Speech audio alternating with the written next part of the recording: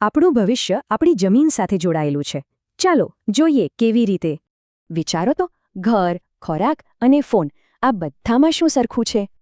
જવાબ છે કુદરતી સંસાધનો. બધું જ એના પર ટકેલું છે. સંસાધનોને માલિકીના આધારે પણ વહેંચી શકાય, જેમ કે વ્યક્તિગત, રાષ્ટ્રીય કે પછી વૈશ્વિક. અને હા, એ ક્યાં મળે છે એના આધારે પણ એના પ્રકાર પડે છે. અમુક બધે જ હોય તો અમુક ભાગ્યે જ મળે. પણ આ બધામાં એક સૌથી જરૂરી સંસાધન છે આપણી જમીન, જે પગ નીચે છે. જમીન એટલે પૃથ્વીનું ઉપરનું પડ. દેખાવમાં પાતળું, પણ જીવનનો આધાર છે. તો ચાલો આ નકશાની મદદથી ભારતમાં જમીનના મુખ્ય પ્રકારો જોઈએ.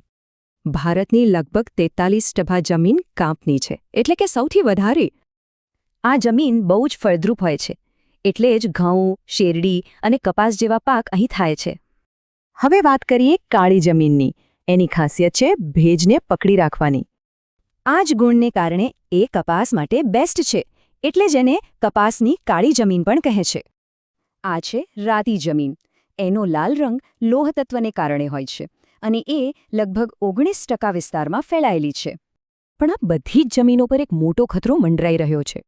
અને એ ખતરો છે જમીનનું ધોવાણ, એટલે કે પાણી કે પવનથી માટીનું એક જગ્યાએથી બીજી જગ્યાએ જતું રહેવું. તો સવાલ એ છે કે આ ધોવાણ રોકવા શું કરી શકાય? ચાલો કેટલાક ઉપાયો જોઈએ.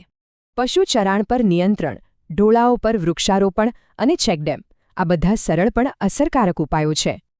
અહીં જુઓ ટેરેસ ફાર્મિંગ કેવી રીતે કામ કરે છે. તે પાણીની ગતિ ધીમી પાડી ધોવાણ અટકાવે છે. આ બધી પદ્ધતિઓ જમીનની ગુણવત્તા જાળવે છે અને એનું નુકસાન અટકાવે છે.